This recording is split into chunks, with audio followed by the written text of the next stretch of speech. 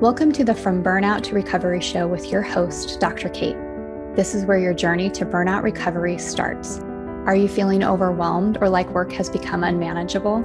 Join me and my guests for open and honest conversations about burnout recovery from the comfort of the front porch. I am here to help you build your resilience and prepare you for burnout in a whole new way through a variety of perspectives. Move past the idea that burnout can only be addressed by avoidance and work to integrate recovery into your daily life. Relax, take a breath. The From Burnout to Recovery show starts now. Hello, everyone, and welcome to the From Burnout to Recovery show on Transformation Talk Radio and member of the Cornelia Stephanie Media Group. I am your host, Dr. Kate, and I am so excited to welcome you here with us today. On our last show, I had the opportunity to introduce myself and some of the key concepts that I use for myself and with clients to start and remain in their journey from burnout to recovery. And today we have a special guest here with us to talk about her experience with burnout and how she finds recovery each day.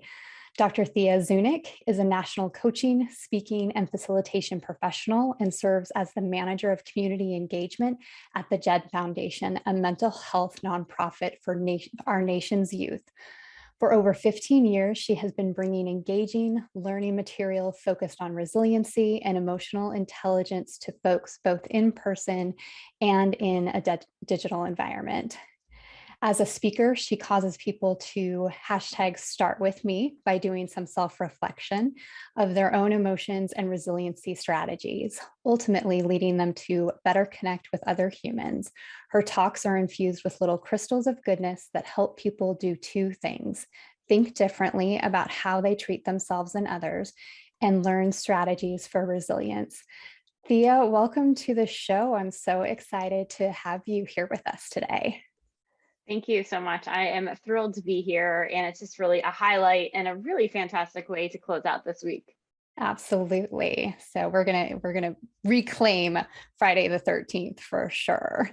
There's no scaries here. No scaries here. Absolutely not. So something that a number of our audience members may not know or likely do not know is that Thea and I are friends and vacation buddies. So we both strongly believe in the power of travel as part of our burnout recovery journeys. So I'm really excited to talk with her more today and learn a little bit more about her own burnout experience. I know a lot, but she may share some new tidbits here with our audience members. So Thea, to get us started, if you would just tell us a little bit about your burnout experience and your journey to recovery. Sure. So I think we can all reflect back on our lives and think about times where we felt a little crispy, to use one of your terms, because I think it's just super appropriate, or slightly burnt out, or completely and totally done. Like, stick a fork in me, there's nothing left. I have given it all and there's zero.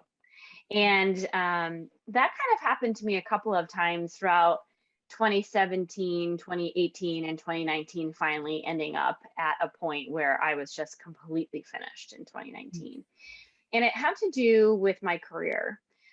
I dedicated just about every ounce of energy to building my career. It was something that was important to me, I believed in, and I wanted more than anything, or at least that's what I thought.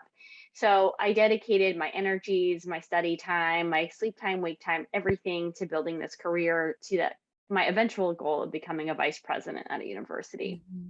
And if anyone who knows me now, they know that I really shifted lanes, and I'm now completely in a different area, but still working towards becoming a leader in whatever I do. And what happened to me with burnout is I realized, as I was sitting on the table at my cardiologist's office, that something wasn't right. I had stressed myself out so much that I actually threw my heart rhythm off.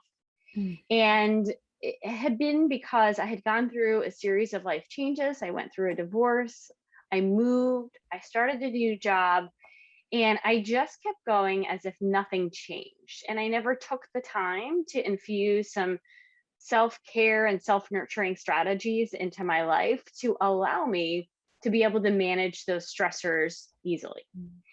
And even though I had found a really great gym, I joined, first rule of CrossFit is you have to tell everybody that you do it. But I, I joined a CrossFit gym. And because I was working so much and so stressed out, I didn't even get to go. And so that created even more stress because then I was missing out on something that I knew I really loved. And I sat on that table and I said to them, Doc, what's wrong with me? What's going on? I was pretty scared. Mm-hmm. And he said, Thea, did you just mention that you went through some life changes? Those are a considerable amount of things for a human to go through. What are you doing to take care of yourself? And it was at that moment that I said to myself, oh my God, I really haven't been doing anything. Yeah. And so I started reflecting on what are some of the things that I needed to do to get through this time. And that really helped me when I ended up losing my job at the place that I was working at that was creating all that stress, which is, I think, one of the best things that ever happened to Mm-hmm. me. But here's the interesting thing. Had I not had that moment in my doctor's office, I don't know how I would have gotten through that. Mm-hmm. What happened when I lost my job is, sure, I lost myself and my way for a day or two. But because I had spent the previous year learning strategies for resilience, I was able to manage what was happening to me with more grace and control over what was going on in my life. And yeah, I had good days and bad days, but I knew when that was happening and I knew what to do and I knew how to pull myself out of it. Mm-hmm. Wow. That's such an impactful story, in the piece that you had gotten yourself into this place that it was manifesting so much in your physical body that your heart rate actually changed, is Yeah. that your heart rhythm was out of whack, it sounds like, and that you had gotten yourself into that space. Had you at any point, I mean, before that physical piece had come up, had you recognized or named it as burnout, or was it just, it sounds like maybe it was everyday stress that I'm just going to push through? I think it was both. I knew in that job that I felt burnt out, but I also didn't know that I was having a complete burn event in my life, that burn episode, Yeah. that I felt like I knew it. I'd heard the term before and people throw it around like, I'm so burnt out today, but I don't think that at the time I really knew what was happening to me. And to have so many different ways that it affected my body and even your physical health, your heart, one of your strongest muscles. And I'm a pretty strong person, but for the stress to have a stronger effect than I had on myself was unreal. Mm-hmm. Yeah, no. I mean, I keep going back to the impact of that, and that, how much our emotional, mental space impacts our physical ability to heal and those kind of things. So, Thea, I'm really curious, when you left the doctor's office that day, what were some of the first things that, having that new recognition, what were some of the first things that you did to start your recovery journey? I'm a list person. So, and I like to write things down. I'm a very visual human as well. And then I also like talking things out. So I did two things. One is I sat down and I started to write a list of things that I believed were negatively impacting my mental health, my wellness, that were bringing stress into my life. Yeah. And then I started to write a list of things that I could do that I thought might be able to help control and combat that. And so I knew that for me, physical fitness has always been a part of my life. I grew up as a dancer. And so I went to dance school every single day. So moving and being active. If you turn on some music right now, I'd be like, yeah, let's do it. Oh, we could dance party it out for sure, the two of us. No I problem love your with that. dance parties, Yes. by the way. I do. And you can check those out on Instagram. And sometimes I'll duet you back. Yes. That was a fun day. Highly suggest dance parties to anybody because you can't not help but laugh and smile as you're doing it. Good dancer, bad dancer, it doesn't matter. It's still fun. And so I looked at that scary list Mhm. And then I looked at the other side of the paper and I said, what am I currently doing? There really wasn't much, I'm not gonna lie. And what could I be doing? And here's Mhm. the caveat. You have to be careful of poor choices or coping mechanisms that could help temporarily. Now, Yeah. sometimes those in moderation here and there are okay. So, for example, who doesn't love wine? I don't know. I really love wine. And sometimes after a tough day, you just want to sit down and have a glass of wine, but you want to be careful that it doesn't become an everyday thing, or that it doesn't start to impact your ability to function, or that the wine ends up becoming a bottle type thing. So that really helped me a lot, to really come up with that list, and then to also talk it out with people and ask people to hold me accountable for that. Awesome. Mhm.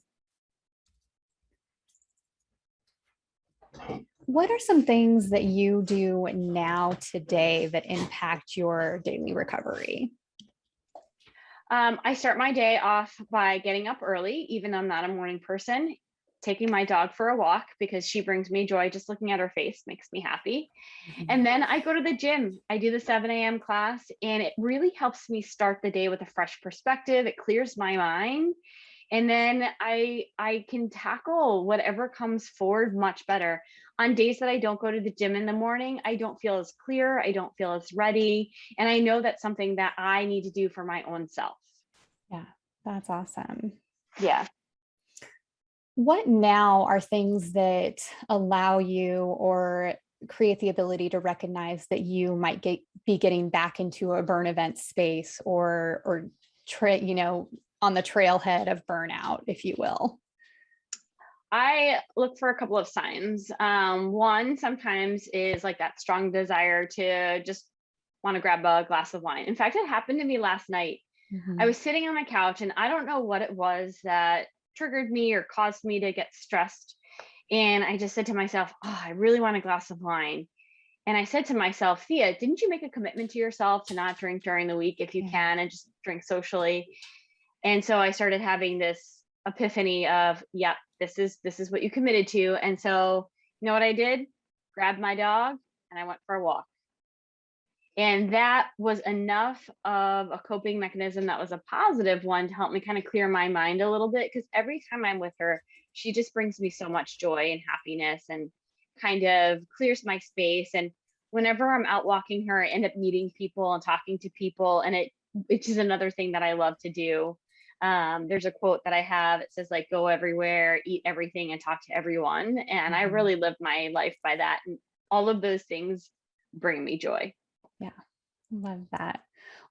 So I talk a lot about developing our recovery formulas and what are things that we include to be a part of our recovery formula. So if you were to think about your own recovery formula, what do you incorporate on a daily basis? What do you incorporate on a weekly or monthly basis? And what are things that you have to do kind of periodically throughout the year to ensure that you are in a recovered space? Mhm. So there's a couple of things that I do to always ensure that I'm in a recovery space. Number one, I focus on my own self nurturing, and I like self Mhm. nurture better than care, Yeah. because I think self nurture gives a ongoing process. Like, you're constantly nurturing yourself, your soul, your own being. And some of the things that I do for that are, one, my exercise, two, trying to eat well, but when life calls for ice cream, go for it. Yeah. Um, those are definitely some of my short-term things. I also, in my apartment, because I'm spending a lot of time here because I'm still work from Mhm. home, there's little things around my apartment that just make me smile and bring me joy. There's also people that I talk to regularly. Probably one of the number one people that I speak to almost every other day, that no matter what brings a smile to my face, is my grandmother. She is 91 and just, she is the light of my life. She calls me her sunshine. She's the light of my life. And it doesn't matter what day I have, when I hear her voice on the other end of the phone, I just can't help but burst out in a smile. And I know I'm so lucky to have her. And one day I won't, but until I don't have her anymore, I will Mhm. continue to call her every other day. Yeah. Mhm. And then the long-term stuff, we talked about that at the very beginning, travel. Oh my gosh, I dream of traveling. I'm always planning my next trip.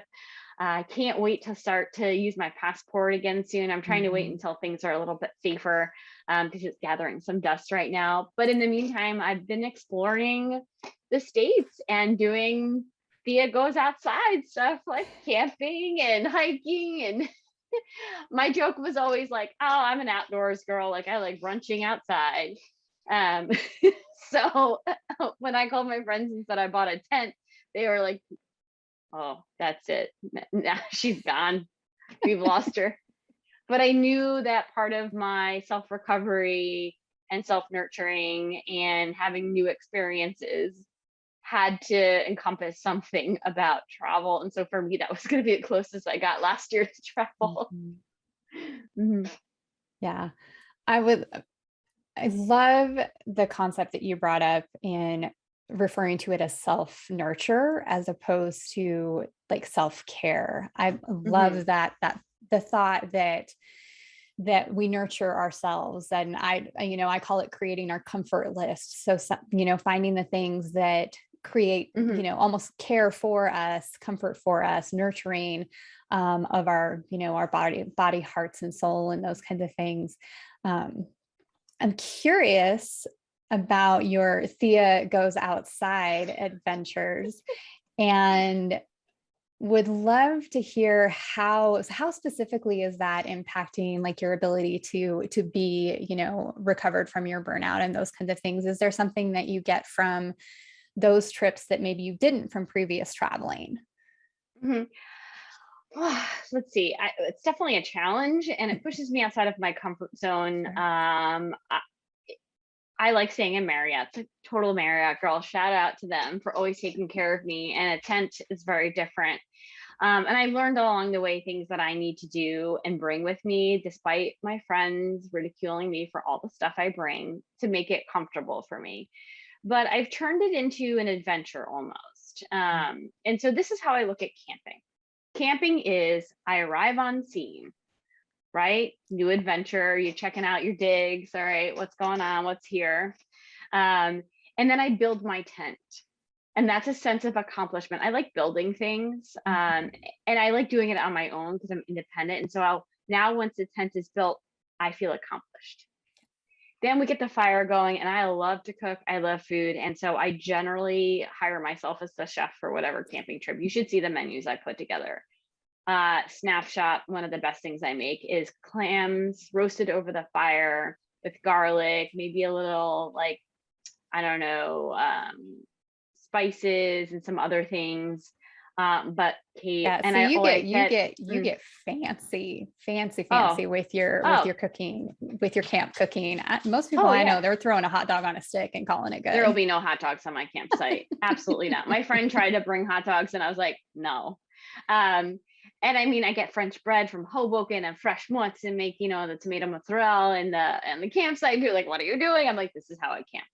So I almost kind of recreate experiences I would have in other types of experiences that are not on the campsite at the campsite. Um, and so I think that's how I've approached it. It's a little different than most people, but it makes me happy. I absolutely love that. What is one piece of advice that you would give to our audience members when it comes to either recognizing their own burnout or finding Mhm. their burnout recovery?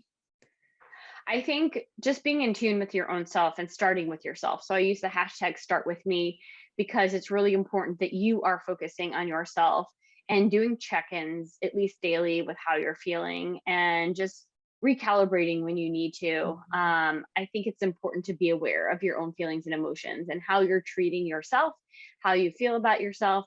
And if you've got that like icky feeling where you're not happy with what's going on, you need to take a break, recalibrate, look at that list of good things that you can do to kind of help yourself out of that funk, that feel. But it's very important that you take the time to start with yourself. Yeah. So listen up, audience members. You need to hashtag start with me, start with yourself, and do that daily self assessment to kind of figure out where you're at and what tweaks you can make to either your world or your mood or your mindset and what is going on. Thea, can you tell our audience where they can find out more about you if they'd like to discover a little bit more about Dr. Thea Zunick? Yeah, of course. Well, everyone's welcome to visit my website, which is pretty easy to find. It's theazunick.com. On there, there's links to all of my different socials. I'm pretty active on LinkedIn, Instagram, and then I have entered the world of TikTok. So if you look for Dr. Thea Rachel, but I think if you search by my name, Thea Zunick, that comes up as well. And same for my Instagram. Expect to see some great footage about wellness, about my dog Tootsie, about food and working out, and just some things that bring me joy in life. So thank you so much. I'm so excited to have had Thea on the show with us. As always, we are going to conclude the show with a recovery moment. And today our recovery moment is based in giving and acknowledging gratitude. So if you are in a safe space to do so, you can connect with this and get yourself into a comfortable position. If you're not, pause the show, bring it back later, or just simply listen to us now. But if you're driving, please don't close your eyes. So I'd like you to take some time to place yourself in a comfortable position. Take a few deep breaths. Let your chest rise and fall with each inhale and exhale. When you're ready, and if you're comfortable, let your eyes drift closed. As you continue to breathe slowly and deeply, let your attention rest gently on your breath. Feel the movement as it enters and exits your body. Each time you exhale, let go of any tension. Relax your face, your jaw. Pull your tongue away from the roof of your mouth. Allow your shoulders to fall away from your ears and down your back. Soften your belly. Soften your legs. Touch your feet and ground them to the floor. On your next exhale, settle your attention to the area around your heart. Focus on the feelings of love, compassion, empathy, and forgiveness. With your attention on your heart center, bring to mind something or someone you are grateful for. As you continue with your easy, relaxed breathing, perhaps you feel gratitude for being alive or healthy. Perhaps you are grateful for the abundance of nature that produces food to nourish your body and beautiful scenery to nourish your soul. Bring your attention to people who truly nourish you and your life and how they bless you with their presence. Feel gratitude in your own life and the many gifts you have been blessed with. Now bring your attention to how this gratitude feels when you are in the area around your heart. With each inhale, let this feeling grow outwards, expanding to fill your chest, your arms and hands, your legs and feet. With each inhale, this feeling grows, filling you up. And now, even as you return your attention to your breath, let your body remember the sensations of your gratitude. When you're ready, you can open your eyes and take one last deep breath. I'm once again grateful for our guest, Dr. Thea Zunick, and to each of you listening. Again, you can find more on Thea at theazunick.com, and we'll have that in the show notes as well. Thank you for joining us today on the From Burnout to Recovery show with me, your host, Dr. Kate, on Transformation Talk Radio. I wish you peace on your journey. Thank you for joining me on the front porch today. If you're ready to start your own burnout journey recovery, be sure to schedule your complimentary 30-minute wellness audit with me at wellnessaudit.youcanbook.me. And be well, my friends. Thank you for joining me, Dr. Kate, on the From Burnout to Recovery show, where you are starting your journey to burnout recovery. You are invited to join me on the front porch every second and fourth Friday of the month on transformationtalkradio.com to continue growing in resilience and integrating recovery into your daily life. If you would like to learn more or find out how to work with me, visit liftwellnessconsulting.com.